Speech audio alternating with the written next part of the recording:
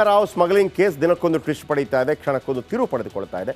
ಯಾವಾಗ ಜಾಮೀನು ಅರ್ಜಿ ತಿರಸ್ಕಾರ ಆಯಿತೋ DRI ವಿರುದ್ಧ ರನ್ಯಾ ಹೊಸ ಬಾಂಬ್ ಹಾಕಿದ್ದಾಳೆ. ಏನದು ಹೊಸ ಬಾಂಬ್ ನೋಡೋಣ ಬನ್ನಿ.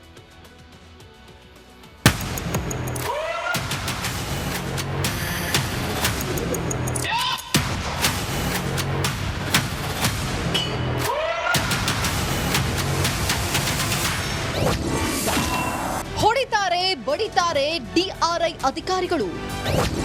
ಬಂಗಾರಿ ಮಾತಿಗೆ ಆಫೀಸರ್ಗಳೇ ಕಂಗಾಲು. ಗೋಲ್ಡ್ ಸ್ಮಗ್ಲಿಂಗ್ ಕೇಸ್ ಆರೋಪಿ ರನ್ಯಾ ರಾವ್ ಗ್ರಹಚಾರ ಕೆಟ್ಟಿದಂತಿದೆ. ನಿನ್ನೆ ತಾನೇ ಜಾಮೀನು ಅರ್ಜಿ ವಜಾ ಆಗಿತ್ತು. ಪರಪ್ಪನ ಪಂಜರದಲ್ಲಿ ಕುಳಿತು ಸಿಹಿ ಸುದ್ದಿ ಬರುತ್ತೇನೋ ಅಂತ ಕಾಯ್ತಿದ್ದ ರನ್ಯಾಗೆ ಬರ ಸಿಡಿಲು ಬಡಿದಂತಾಗಿತ್ತು. ಅಕ್ಷರಶಃ ಕಂಗಾಲಾದ ಚಿನ್ನದ ಚಕೋರಿ DRI ಅಧಿಕಾರಿಗಳ ವಿರುದ್ಧವೇ ಬಿಗ್ ಬಾಂಬ್ ಸಿಡಿಸಿದ್ದಾಳೆ. DRIಗೆ ರನ್ಯಾ ಡಿಚ್ಚಿ. ಪರಪ್ಪನ ಅಗ್ರಹಾರ ಜೈಲು ಅಧೀಕ್ಷಕರ ಮೂಲಕ ADG DRIಗೆ ಪತ್ರ ಬರೆದಿರುವ ರನ್ಯಾ DRI ವಿರುದ್ಧ ಆರೋಪಗಳ ಸುರಿಮಳೆಯನ್ನೇ ಸುರಿದಿದ್ದಾಳೆ. 10 ರಿಂದ 15 ಬಾರಿ ನನ್ನ ಕಪಾಳಕ್ಕೆ ಹೊಡೆದಿದ್ದು, ಸಹಿ ಮಾಡೋದಕ್ಕೆ ಒಪ್ಪದಿದ್ದಕ್ಕೆ ಪದೇ ಪದೇ ಹಲ್ಲೆ ಮಾಡಿದ್ದಾರೆ. ಸಹಿ ಹಾಕದಿದ್ದಕ್ಕೆ, ತಂದೆ ಹೆಸರು ಹೇಳದಿದ್ದಕ್ಕೂ ಹೊಡೆದಿದ್ದಾರೆ. ನಿದ್ದೆ ಮಾಡೋಕ್ಕೂ ಬಿಡ್ಲಿಲ್ಲ, ಊಟವನ್ನು ಕೊಡ್ಲಿಲ್ಲ, ನನ್ನ ತಪಾಸಣೆಯನ್ನು ಮಾಡಲಿಲ್ಲ, ಏನೋ ವಶಪಡಿಸಿಕೊಂಡಿಲ್ಲ ಎಂದಿದ್ದಾಳೆ. ಇನ್ನು ಟೈಪ್ ಮಾಡಿದ್ದ 50 ರಿಂದ 60 ಪತ್ರಕ್ಕೆ ಸಹಿ ಹಾಕಿಸಿದ್ದಾರೆ. 40 ಖಾಲಿ ಹಾಳೆಗಳ ಮೇಲೂ ಸಹಿ ಹಾಕಿಸಿಕೊಂಡಿದ್ದಾರೆ. ಬೇರೆಯವರನ್ನ ರಕ್ಷಿಸೋದಕ್ಕೆ ಹೋಗಿ ನನ್ನ ತಗಲಾಕಿಸಿದ್ದಾರೆ. ಯಾವುದೇ ಕಾರಣಕ್ಕೂ ನಾನು ಸಹಿ ಮಾಡದ, ದಾಖಲೆಗಳನ್ನ ಪರಿಗಣಿಸಬಾರದು ಎಂದು ಹೇಳಿದ್ದಾರೆ. ಏರ್ಪೋರ್ಟ್ ಟರ್ಮಿನಲ್ 2ಗೆ ಖುದ್ದು IAS Gaurav Gupta, DIG Vamshikrishna entry ಕೊಟ್ಟಿದ್ರು. Immigration, customs, CRPF team, checking ಟೀಮ್ನಿಂದ ಮಾಹಿತಿ ಸಂಗ್ರಹಿಸಿದ್ದಾರೆ. ಪ್ರೋಟೋಕಾಲ್ ಸಿಬ್ಬಂದಿ ಬಸವರಾಜ್ನನ್ನ ವಿಚಾರಣೆ ನಡೆಸಲಾಗಿದ್ದು, ಆತ ರನ್ಯಾ ಪರಿಚಯ ಒಪ್ಪಿದ್ದಾನೆ. ರನ್ಯಾ ಕೇಸ್ನಲ್ಲಿ ಸರ್ಕಾರ ಯಾರನ್ನು ರಕ್ಷಿಸ್ತಾ ಇದೆ? ಕೇಂದ್ರ ಸಚಿವ ಪ್ರಹ್ಲಾದ್ ಜೋಶಿ ಆರೋಪ. ಬರೀ ಸೈಬರ್ ಕ್ರೈಮ್ ಆಗಿದೆ. ಬೆಂಗಳೂರು ಸಿಟಿಯಲ್ಲಿ 30%ಗೆ ಬಂದುಬಿಟ್ಟಿದೆ. ಈಗ ಅದು ಇನ್ನೂ ಹೆಚ್ಚಾಗ್ಬೋದು ಅಂತ. ಅದಕ್ಕೆ ಈ ಸಂದರ್ಭದಲ್ಲೇ ನಾವು ಅದನ್ನು ನಿಪ್ಪಿಟ್ಟಿಂದ ಬಡ್ ಅಂತೀವಲ್ಲ, ಹಾಗೆ ಶುರುವಿನಲ್ಲೇ ನಾವು ಇದಕ್ಕೆ ಹೆಚ್ಚು ಫೋಕಸ್ ಮಾಡಬೇಕು ಅಂತೇಳಿ ಮಾಡ್ತಿದೆ. ವಿಮಾನ ನಿಲ್ದಾಣದ ವ್ಯಾಪ್ತಿಯಲ್ಲಿ ನಡೆದರೂ ನಡೀತಿದೆ. ಒಟ್ಟಾರೆ ಎಲ್ಲ ಸಂಪೂರ್ಣ ತನಿಖೆಯನ್ನು CBIಗೆ ಒಪ್ಪಿಸಬೇಕು. ಸ್ಟಾಲಿನ್ ಈ ರೂಪಾಯಿ ಚಿಹ್ನೆಯನ್ನೇ ನಿರಾಕರಿಸ್ತಾ ಇರುವಂಥ ಡೆವಲಪ್ಮೆಂಟ್, ಅದ್ರ ಬಗ್ಗೆ ಏನು ನೋಡ್ರಿ, ದುರ್ದೈವ ಇದು. ಯಾಕಂದ್ರೆ ನ್ಯಾಷನಲ್ ಇಂಟ್ರೆಸ್ಟ್ ಇದ್ದಿದ್ದು ಮತ್ತು ಈ ರೂಪಾಯಿಯ ಸಿಂಬಲನ್ನು ಮೋದಿ ಮಾಡಿದ್ದ, BJP ಮಾಡಿದ್ದ, ಕಾಂಗ್ರೆಸ್ ಸರ್ಕಾರದ ಇದ್ದಾಗ ಇವರೆಲ್ಲ ಮಂತ್ರಿಗಳಿದ್ದರು. ಗೋಲ್ಡ್ ಸ್ಮಗ್ಲಿಂಗ್ ನಲ್ಲಿ ರನ್ಯಾ ಕೇವಲ ಸೇತುವೆಯಾಗಿದ್ಲಾ ಎಂಬ ಶಂಕೆ ಇದೆ. ರನ್ಯಾಗೆ ದುಬೈನಲ್ಲಿ ಚಿನ್ನ ತಂದು ಕೊಡುವ ಜಾಗವನ್ನ ತರುಣ್ ರಾಜ್ ಮಾಡ್ತಿದ್ದಂತೆ. ರನ್ಯಾ ಜಸ್ಟ್ ಎಲ್ಲಿ ಹೋಗ್ಬೇಕು, ಬೆಂಗಳೂರಿನಲ್ಲಿ ಎಲ್ಲಿಗೆ ತಲುಪಬೇಕು ಅನ್ನೋ ಮಾಹಿತಿಯನ್ನ ತರುಣ್ ಮಾತ್ರ ನೀಡ್ತಿದ್ದಂತೆ. Aravind, crime bureau, Republic Kannada, Bengaluru. Okay, ನೋಡಿ, ಎಲ್ಲಿ ಯಾವೆಲ್ಲ DIG ಮೇಲ್ಮಟ್ಟದ ಅಧಿಕಾರಿಗಳಿಗೆ ಹಲವು ಸೌಲಭ್ಯ ಇರುತ್ತೆ. DIG ಮೇಲ್ಮಟ್ಟದ ನಾನು ಸಾಧಾರಣವಾಗಿ ಹೇಳ್ತಾ ಇರ್ತೀನಿ, ಸ್ಟೋರಿಗಳು ಬಂದಾಗ, ಬಡ ಮಕ್ಕಳ ಸ್ಟೋರಿಗಳು ಬಂದಾಗ ಹೋದ್ರೋ ಇರೋದು ಅದೊಂದೇ ಅವಕಾಶ. ನೀವು ಬಡವರು, ನಿಮ್ಮ ಜಾತಿ ಅದು ಇದೆಲ್ಲ ವಿಚಾರಕ್ಕೆ ಬರೋದಿಲ್ಲ. ಅಂಬೇಡ್ಕರ್ ಒಂದು ಮಾತನ್ನು ಹೇಳಿದ್ದಾರೆ, ನಮಗಿರುವಂಥದ್ದು ಬಡವರಿಗೆ ಶ್ರೀಮಂತ ಆಗೋದಕ್ಕೆ ಅಥವಾ ಒಂದು ಸ್ಥಾನಮಾನ ಸಿಗೋದಕ್ಕೆ ಇರುವಂಥ ಹುಲಿಯ ಹಾಲು ಅಂತಂದರೆ ಅದು ಶಿಕ್ಷಣ ಅಂತೇಳಿ. 21 ವರ್ಷ ಚೆನ್ನಾಗಿ ಕಲಿರೋ UPSC ಏನಾದರೂ ಪಾಸ್ ಆಗಿಬಿಟ್ರೆ ಆಮೇಲೆ SC STಗಳಿಗೆ ಇನ್ನೂ ಎಕ್ಸ್ಟೆಂಡ್ ಇದೆ, 9 ಬಾರಿ, ಆಮೇಲೆ 40 ವರ್ಷ 38-40 ವರ್ಷ ತನಕ ಹೀಗೆಲ್ಲ ಅವಕಾಶಗಳಿದೆ. ಈಗ ಜನರಲ್ ಕ್ಯಾಟಗರಿಗೆ 6 ಬಾರಿ ಅವಕಾಶ ಇರುತ್ತೆ. ಇಷ್ಟು ವರ್ಷದೊಳಗೆ 32 ವರ್ಷದೊಳಗೆ ಮುಗಿಬೇಕು, ಹಿಂಗೆಲ್ಲ ಇರುತ್ತೆ. ಇನ್ನು ಕೆಲವರಿಗೆ 38 ವರ್ಷ. ಯಾಕೆ ಅಂತಂದರೆ ನಾನು ಅದಕ್ಕೆ ಹೇಳ್ತಾ ಇದ್ದೆ, ಯಾರೋ ಒಬ್ಬ ಇದ್ದಾನಪ್ಪ, ನೀವು ಕೆಟ್ಟದಾಗಿ ಬಳಸ್ಕೊಂಡ್ರೆ ಅದು ನಿಮ್ಮ ಹಣೆ ಬರೋದು. ಒಬ್ಬ IPS ಅಥವಾ IAS ಆದ ತಕ್ಷಣ ನಿಮಗೆ ಸೌಲಭ್ಯಗಳ ಸರಮಾಲೆ. ನೀವು ಮನೇಲಿದ್ರೂ ಕೂಡ ನಿಮ್ಗೆ ಸಂಬಳ ಬರ್ತಾ ಇರುತ್ತೆ. ಆಗೆಲ್ಲ ಭಾಳ ದೊಡ್ಡ ವಿಚಾರ. IAS ಪಾಸ್ ಆದ್ರೆ, ಅಂದರೆ ಭಾಳ ಸಣ್ಣದಿರುವಾಗ IAS ಪಾಸ್ ಆಗಿದ್ರೆ ಅವನಿಗೆ ಮನೇಲಿದ್ರೂ ಕೂಡ ಸಂಬಳ ಕೊಡ್ತಾರೆ ಅಂತ, ಅವ್ರಿಗೇನು ಸಮಸ್ಯೆಗಳು ಉಂಟಾಗೋದಿಲ್ಲ. DIG ಮೇಲ್ಮಟ್ಟದ ಅಧಿಕಾರಿಗಳು, ಆಮೇಲೆ ನೀವು ಅದನ್ನು ಮೇಲೆ ಹೋಗ್ತಾ DIG ಮತ್ತದಾದಾಗ IPS ಅಲ್ಲಿ ಹೇಳಿದ್ದು ನಾನು, ದೊಡ್ಡ ಸೌಲಭ್ಯ. 2 ಕಾರು, 1 ಬೈಕ್ ಸರ್ಕಾರ ಕೊಡುತ್ತೆ, ಮಜಾ. ಆಮೇಲೆ ಅದು ಯಾಕೆ, ಊಟ ತರೋಕ್ಕೆ, ಟಪಾಲ್ಗೆ, ಬ್ಯಾಂಕ್ ಹೋಗೋದಕ್ಕೆ ಬೈಕನ್ನು ಬಳಕೆ ಮಾಡ್ತಾರೆ.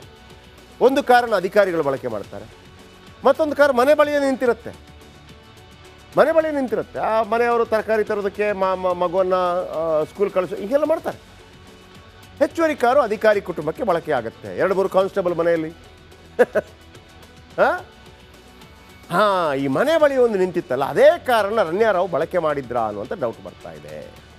ಪೊಲೀಸ್ ಕಾರಲ್ಲೇ ರನ್ಯಾರಾವ್ ಚಿನ್ನ ಸ್ಮಗ್ಲಿಂಗ್ ಮಾಡಿದ್ರಾ ನೋಡಿ. ವೆರಿ ಇಂಟ್ರೆಸ್ಟಿಂಗ್ ಇದು. ಪೊಲೀಸ್ ಕಾರಲ್ಲೇ ಚಿನ್ನ ಸ್ಮಗ್ಲಿಂಗ್ ಮಾಡಿದ್ರಲ್ಲ. ಇವತ್ತು ಬ್ರಹ್ಮಾಸ್ತ್ರದಲ್ಲಿ ಸ್ವಪ್ನ ಸುರೇಶ್ ಅಂತೇಳಿ ಕೇರಳದ ಲೇಡಿ ಒಬ್ಬಳು ಇದೇ ಥರ 30 kg ಚಿನ್ನ ತಗೊಂಡೋಗಿದ್ಲು. ಅದು CM ಕುತ್ತಿಗೆಗೆ ಬಂದಿತ್ತು. ಅದರ ಬಗ್ಗೆ ರೋಚಕವಾದಂಥ ಸ್ಟೋರಿ ಇದು. ಇಲ್ಲಿ ರಮ್ಯಾ, ಅಲ್ಲಿ ಸ್ವಪ್ನ ಅಂತೇಳಿ ನೋಡಿ. ಇದೇ ಥರ ಕಾರಲ್ಲಿ, ತಂದೆ ಕಾರಲ್ಲಿ ಹಲವು ಬಾರಿ ಪಿಕಪ್ ಡ್ರಾಪ್ ಮಾಡ್ಕೊಂಡಿದ್ದಾರೆ. ಚಿನ್ನ ಸ್ಮಗ್ಲಿಂಗ್ ಆರೋಪಿ ರನ್ಯಾ ಅವರ ಮಲತಂದೆ DGP ಅಂತೇಳಿ.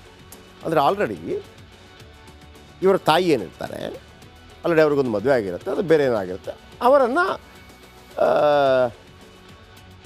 ಮಲತಂದೆ ಆಗಿರುವಂಥ ಇವರು ಮದುವೆ ಆಗಿರ್ತಾರೆ. ಇವರ ಮಗಳಲ್ಲ, ಬಟ್ ಏನು ಹೇಳ್ತಾರೆ, ಎರಡನೇ ಹೆಂಡತಿಯ ಮಗಳು. ತಂದೆ ಹೆಸರು ಬಳಸ್ಕೊಳ್ತಾ ಇದ್ರಂತೆ ರನ್ಯಾರಾವ್. ಓಕೆ, ತಂದೆ ಹೆಸರು ಬಳಸಿ ಏರ್ಪೋರ್ಟ್ ಪ್ರೋಟೋಕಾಲ್ ಪಡೀತಾ ಇದ್ರು ಆರೋಪ. ಚಿನ್ನಕಳ್ಳ ಸಾಗಾಣಿಕೆ ಕೂಡ ಸರ್ಕಾರಿ ಕಾರ್ ಬಳಸ್ತಿರುವ ಶಂಕೆ. ಸರ್ಕಾರಿ ಕಾರ್ ಬಂದಾಗ ಅದರಲ್ಲಿ ಈ ಕಲರ್ ಈಗ ಮಿನಿಸ್ಟ್ರಿಗಳಿಗೆ ಇರೋದಿಲ್ಲ, DGP ವರ್ಗಕ್ಕೆಲ್ಲ ಈ ಲೈಟ್ ಕಲರು ಎಲ್ಲ ಇರುತ್ತಲ್ಲ ಗೂಟದ ಕಾರು, ಅದರಲ್ಲಿ ಚಿನ್ನ ಸಾಗಣೆ ಮಾಡಿದ್ರೆ ಯಾರು ಕೇಳ್ತಾರೆ? DGP ರಾಮಚಂದ್ರ ರಾವ್, ಅದೇ ರಾಮಚಂದ್ರ ರಾವ್ ಅವರ ಎರಡನೇ ಹೆಂಡತಿಯ ಮಗಳು. ರಾಮಚಂದ್ರ ರಾವ್ ಅವರ ಸರ್ಕಾರಿ ಕಾರಲ್ಲೇ ಪಿಕಪ್ ಡ್ರಾಪ್ ಪಡೀತಾ ಇದ್ರ. ರನ್ಯಾ ಟ್ರಾವೆಲ್ಸ್ ಹಿಸ್ಟರಿ ಪಡೆದು ಪರಿಶೀಲನೆ ಮಾಡ್ತಾ ಇದೆ DRI. ರಾಮಚಂದ್ರ ರಾವ್ ಕಾರು ಚಾಲಕರ ತನಿಖೆ ಸಾಧ್ಯತೆ ಇದೆ, ಅವರ ಕಾರು ಚಾಲಕರದ್ದು. ಆಮೇಲೆ ರಾಮಚಂದ್ರ ರಾವ್ ಅವರನ್ನು ರಜೆ ಮೇಲೆ ಕಳಿಸಿದೆ ಸರ್ಕಾರ. ಇನ್ನು ರನ್ಯಾರಾವ್ ಸ್ಮಗ್ಲಿಂಗ್ ಕೇಸ್ ದಿನಕ್ಕೊಂದು ಟ್ವಿಸ್ಟ್ ಪಡೀತಾ ಇದೆ, ಕ್ಷಣಕ್ಕೊಂದು ತಿರುವು ಪಡೆದುಕೊಳ್ತಾ ಇದೆ. ಯಾವಾಗ ಜಾಮೀನು ಅರ್ಜಿ ತಿರಸ್ಕಾರ ಆಯಿತೋ DRI ವಿರುದ್ಧ ರನ್ಯಾ ಹೊಸ ಬಾಂಬ್ ಹಾಕಿದ್ದಾಳೆ. ಏನದು ಹೊಸ ಬಾಂಬ್ ನೋಡೋಣ ಬನ್ನಿ.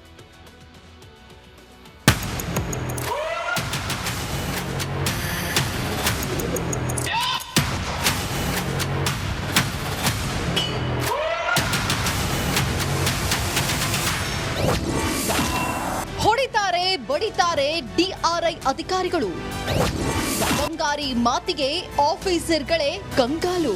ಗೋಲ್ಡ್ ಸ್ಮಗ್ಲಿಂಗ್ ಕೇಸ್ ಆರೋಪಿ ರನ್ಯಾರಾವ್ ಗ್ರಹಚಾರ ಕೆಟ್ಟಿದಂತಿದೆ. ನಿನ್ನೆ ತಾನೇ ಜಾಮೀನು ಅರ್ಜಿ ವಜಾ ಆಗಿತ್ತು.